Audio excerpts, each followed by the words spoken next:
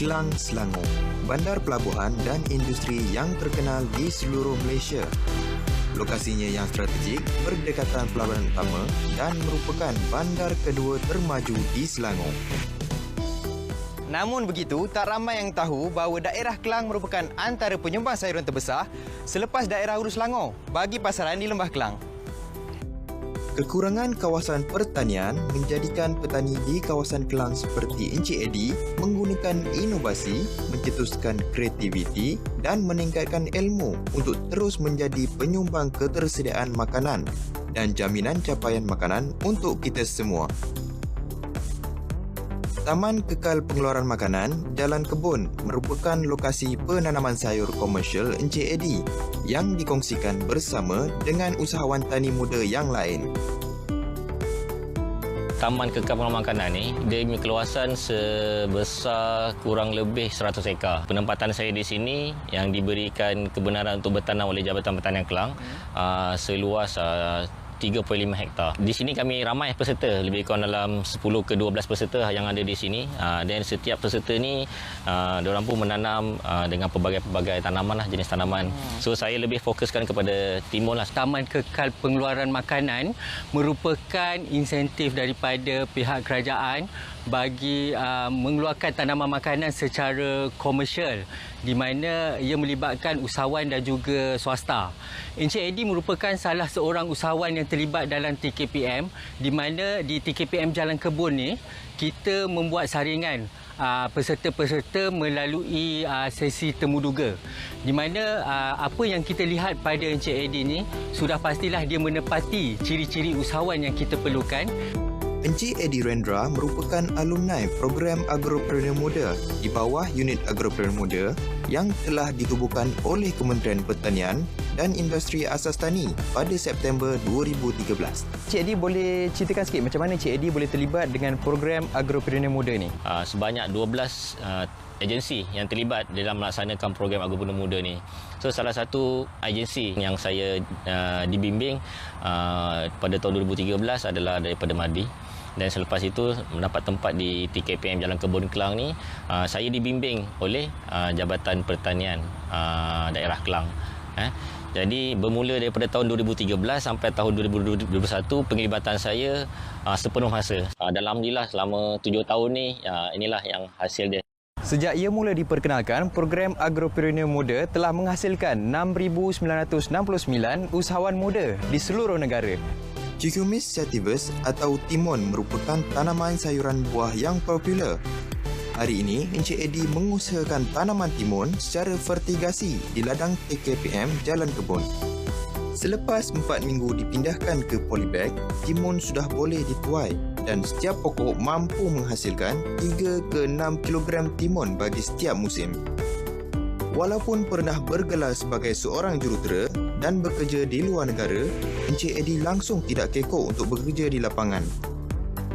Hari ini, Encik Eddie menguruskan ladang di Jalan Kebun, Semenyih, Sepang Selangor dan Mantin, Negeri Sembilan.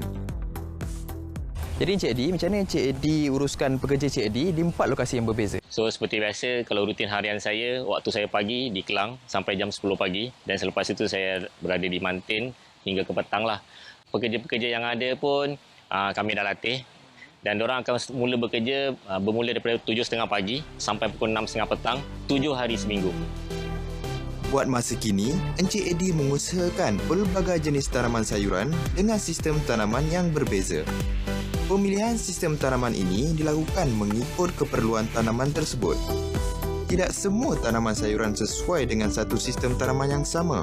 Teknik apa yang Encik Eddie gunakan kat ladang ini? Okey, di Kelang normally kami menggunakan teknik tanaman secara vertigasi sepenuhnya. Kalau ditanya kenapa polybag saya berada di atas, oleh kerana tempat ini adalah kawasan yang agak rendah. Masa saya masuk awal-awal dulu pun agak menanggung kerugian pasal kawasan ini dinaiki air banjir. Oleh sebab daripada situ kami berinovasi menggunakan teknik berpara dan sampai sekarang lah alhamdulillah selama 5 tahun 6 tahun ni so far kalau banjir pun kami tetap boleh bertanam.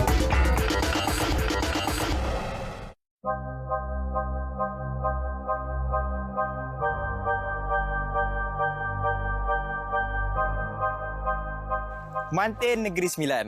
Di sini, Encik Eddie mengusahakan tanaman jagung manis seluas 20 ekar secara konvensional. Encik Eddie, kaedah apa yang Encik Eddie gunakan untuk tanaman jagung di ladang ini? Okey, sekarang ni kami tengah menggunakan kaedah konvensional, tetapi sistem pengairan kami menggunakan kaedah rain gun, di mana sistem rain gun kami ni mempunyai jarak 80 meter diameter.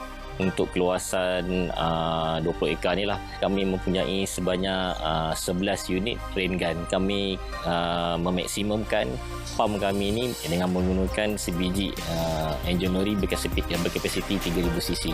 Tanaman jagung merupakan tanaman jangka pendek yang boleh diusahakan sebanyak 3 kali setahun. Benih yang berkualiti digunakan untuk menghasilkan jagung bernilai tinggi. Selepas hari ke-50, jagung mula berbutir dan ia hanya boleh dituai selepas tanaman berusia antara 65 sehingga 75 hari. Statistik terkini yang dikeluarkan pada tahun 2018 menunjukkan kawasan tanaman jagung di negara ini adalah sekitar 421.51 hektar. Jadi macam mana pula dengan permintaan pasaran jagung ni, Encik Eddie? Kami memang telah menjalankan kerjasama ladang kontrak bersama dengan Farma Negeri Sembilan. Tanaman yang kami tanam, jagung manis ni, kontrakkan kepada Farma Negeri. Farma memang dah tetapkan dia punya penjadualan tanaman, penjadualan pengeluaran hasil. Jadi pada saya, untuk setakat sekarang ni, pasaran tiada masalah. Dasar Agromakanan Negara bagi tempoh tahun 2021 hingga 2031 serta RMK12 yang bermula pada tahun 2021 hingga 2025 menunjukkan tumpuan diberikan kepada transformasi sektor pertanian supaya lebih moden dengan penggunaan jentera dan mesin di ladang.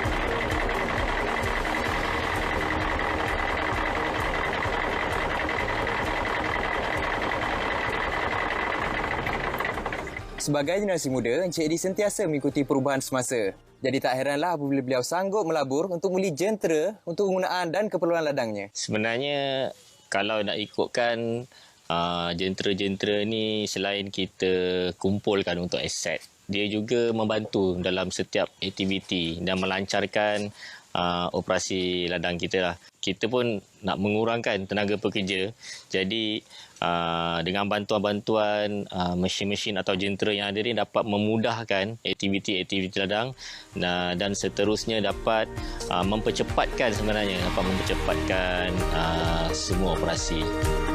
Tapak Kebun Koperasi Komuniti yang terletak di Shah Alam merupakan usaha koperasi untuk membantu golongan B40 yang tinggal di bandar dan menjana pendapatan melalui bidang pertanian. Projek komuniti ni, idea asalnya daripada kita punya pengurusi Tan Sri Abdul Kasim. Idea ni sebenarnya nak lebih daripada membantu B40 daerah di urban. Kerana Shah Alam ni kira urban lah.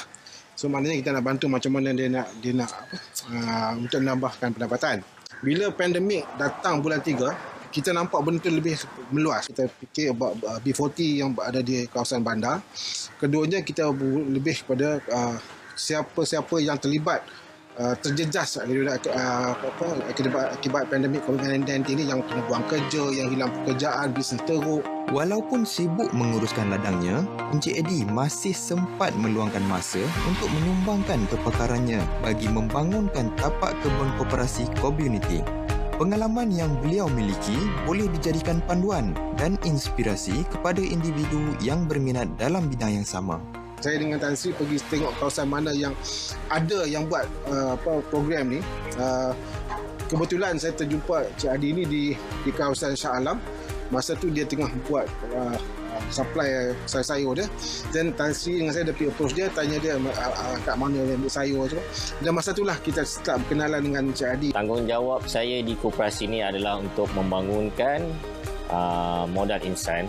Dan kami mempunyai peserta-peserta yang datangnya daripada HRDF untuk kami groom sebagai usahawan B40. So fungsi di koperasi ini adalah untuk membangunkan peserta-peserta HRDF ini daripada zero to hero. Kesabaran dan kesungguhan yang dimiliki oleh Encik Eddie menjadikan beliau seorang usahawan tani yang berada di dalam kelasnya yang tersendiri. Hasil usaha yang dicurahkan sejak 7 tahun yang lalu membolehkan beliau mendapat pelbagai pengiktirafan dalam bidang pertanian. Kini, matlamat utama Encik Eddie adalah untuk menjadi salah seorang penyumbang ketersediaan dan jaminan makanan negara. Yang paling penting adalah kita punya kerajinan atau kesungguhan kita lah di setiap apa jua yang kita buat. Jadi pada saya, inilah sebenarnya yang kementerian ataupun kerajaan harapkan untuk sustainable food security setiap negara itu penting. Jadi inilah tak banyak sumbangan saya, Agropreneur Muda, tak banyak sumbangan saya terhadap negara. Contribution saya rasa tak banyak, tapi inilah yang saya boleh sumbangkan terhadap ekonomi dan juga food security negara. Sebagai agropreneur muda tani, Encik Eddie sedar tanggungjawabnya dan ingin buat yang terbaik untuk semua.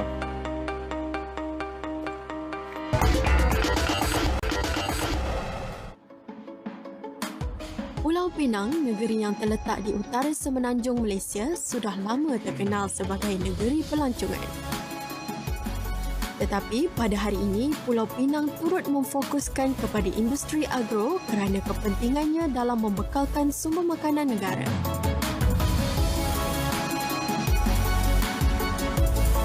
Oleh itu, penggunaan teknologi pintar dan automasi dalam bidang pertanian sangat digalakkan kerana ia mampu meningkatkan produktiviti walaupun dengan keluasan tanaman yang minima. Pematang pauh agropark penanti Pulau Pinang. Mungkin tidak ramai yang tahu bahawa di sini terdapat ladang vanila pintar pertama di Malaysia. Buktinya, ladang ini telah disenaraikan oleh Malaysia Books of Record sebagai ladang vanila pintar pertama di Malaysia dan ia bebas racun perosak. Kawasan seluas 2 ekar ini ditanam dengan 8,000 keratan batang pokok vanila. Namun begitu, ladang ini sebenarnya merupakan kerjasama di antara Encik Alfred, seorang usahawan tani yang berjaya dari Sarawak, bersama dengan seorang anak muda dari Pulau Mutiara sendiri, iaitu Encik Ezra. Okay, Mr. Alfred, we know that you are Sarawakian, right? So why did you choose Penang to build Kairos Vanilla Farm? Good question. And as always, Penang has an enchanting island, beautiful place. In fact, we spent 17 years in Penang Island. And during those 9 years, we have helped some of these homeless people and marginalized youth in Penang before.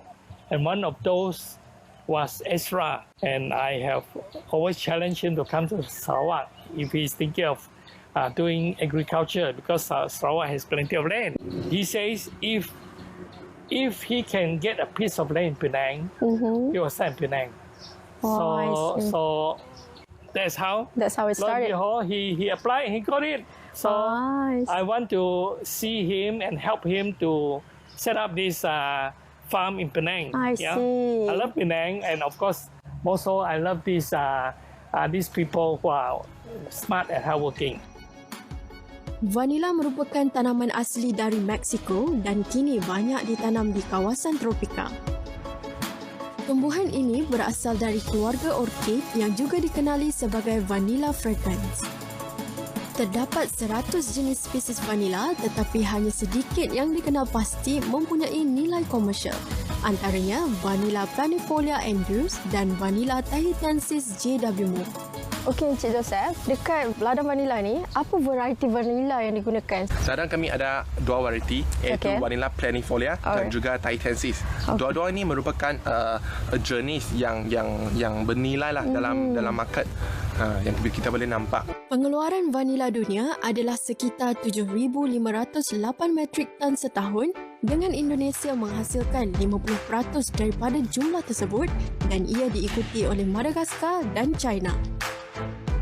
Harga pasaran semasa vanila ketika ini mencecah $800 atau RM3,265, manakala harga vanila di pasaran negara bermula dari RM1,400 ke RM2,000 sekilogram mengikut grade. Okey penonton, sekarang saya bersama dengan Encik Ezra. Okey Encik Ezra, adakah tanaman vanila ni memerlukan reka bentuk yang sebegini? Di Malaysia ada banyak-banyak bentuk cara untuk tanam vanila, tapi kami rasa ini ialah satu cara yang bagus bagi vanila untuk tumbuh. Dan di ini punya cara, kami pun ada nampak itu vanila punya pokok dan pokok pun ada social distancing.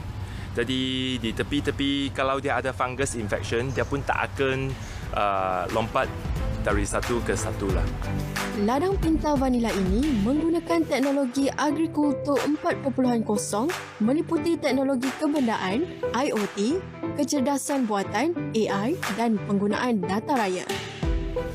Penggunaan sistem ini mampu memaksimumkan produktiviti dengan memanipulasi sumber semasa walaupun kekurangan kawasan tanaman. Ini adalah sensor. Apa fungsi sensor ni sebenarnya? Dia lebih kepada itu tanah lah. Dia fokus kepada tanah, iaitu meliputi itu soil fertility dan juga nutrients yang berada di dalam tanah. Kita boleh kawal lah dengan monitor data-data ini dalam sensor ini. Ladang ini menggunakan teknologi sistem penyiraman secara automatik jika keadaan cuaca didapati terlalu panas atau kelembapan tanah terlalu kering. Watering now. Okay, done.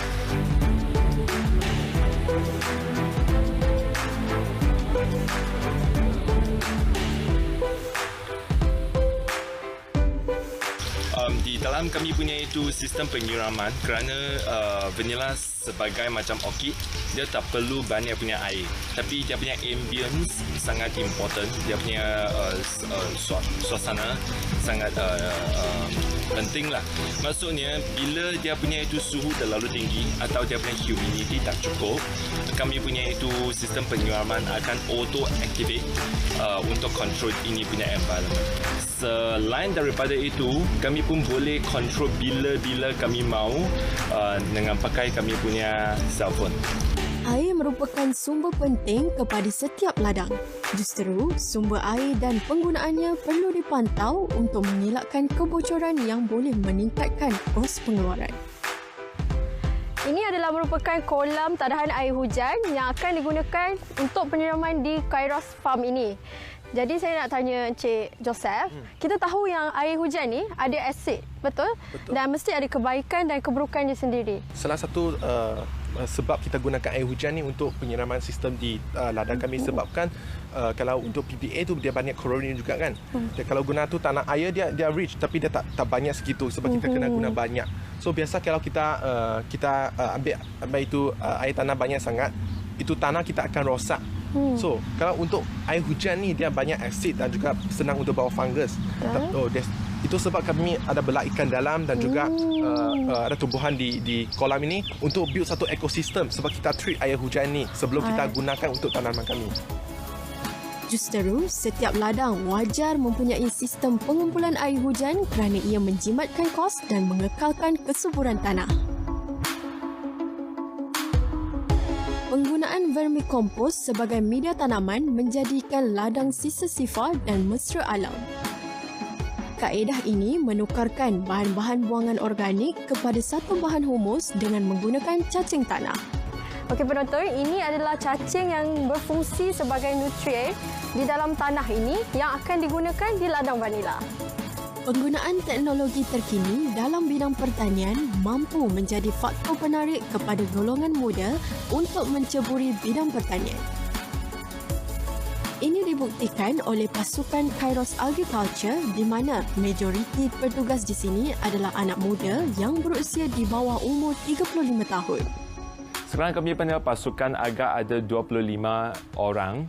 Dan dalam 25 orang ini ada 8 orang dalam management. Majority of our team bukannya hanya di ladang pintar vanila. Kami pun ada aquaponic, ada vanilla cafe, ada yang handle marketing and sales. Kami punya team agak muda. We encourage more young people to come in this agropreneur as an agropreneur. So kami punya team agak the age between 21 hingga 35. Buat masa kini, pihak pengurusan ladang juga menjalinkan kerjasama dengan Universiti Sains Malaysia untuk melihat kadar pertumbuhan tanaman vanila. Kami telah memulakan kerjasama penyelidikan dengan Kairos Agriculture pada tahun lepas. Bidang kami sebenarnya adalah bioteknologi tumbuhan. Kami akan buat kultur tisu. Vanila ni adalah pokok orkid, pokok rempah yang boleh katakan kedua yang termahal di dunia selepas saffron. Di Malaysia, ramai yang tidak berminat untuk menjalankan vanila. Salah satu sebabnya penghasilan bunga ini mengambil masa yang lama. Tujuan kami membuat kultur tisu ni adalah untuk menghasilkan klon yang terbaik, di mana pihak Kairos akan memberikan pokok yang terbaik dari segi performanya, agronomi dia. So kami akan mengambil pokok itu, kami akan buat kultur tisu, kita akan membuat penggandaan, pembiakan dalam mikro.